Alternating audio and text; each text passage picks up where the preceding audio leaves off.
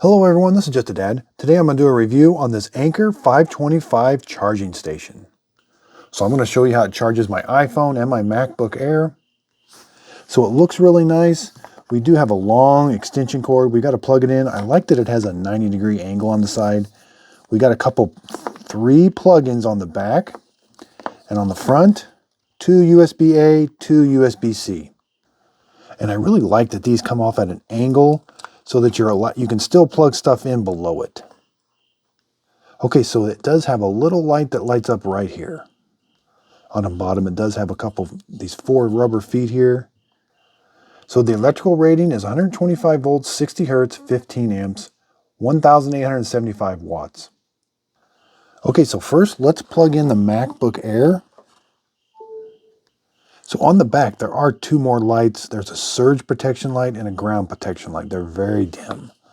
But around front, so it's outputting, and this light does kind of flash on and off whenever you plug it in. But then it goes back to steady. So the MacBook Air is charging at 67 watts. Okay, so I've got my Klein meter. Let's plug in my iPhone. It needs some charging. It's pretty low. Let's see if it's going to do fast charging.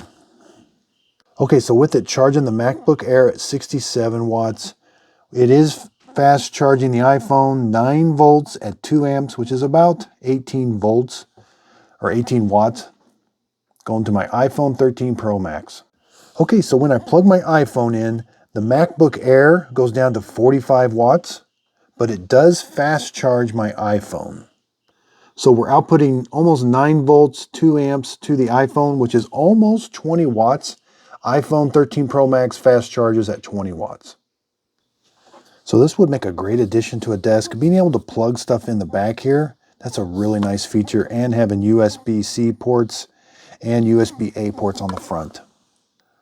So the manual does talk about that light. They call it breathing. So when you do plug something into the USB-C port, it does breathe twice and then goes steady.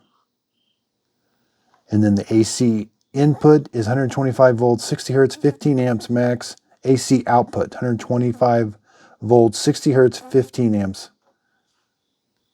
Now a single port is capable of 67 watts. And I did see that on my MacBook Air. It is capable, if you have one USB-C port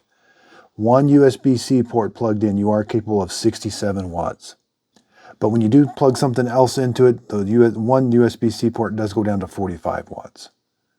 And then the more things you plug in, it does go down to 30 watts if you got something plugged into a USB-A port also. The maximum a single USB-A port is capable of 5 volts, 2.4 amps, and that's it. The USB-C is capable of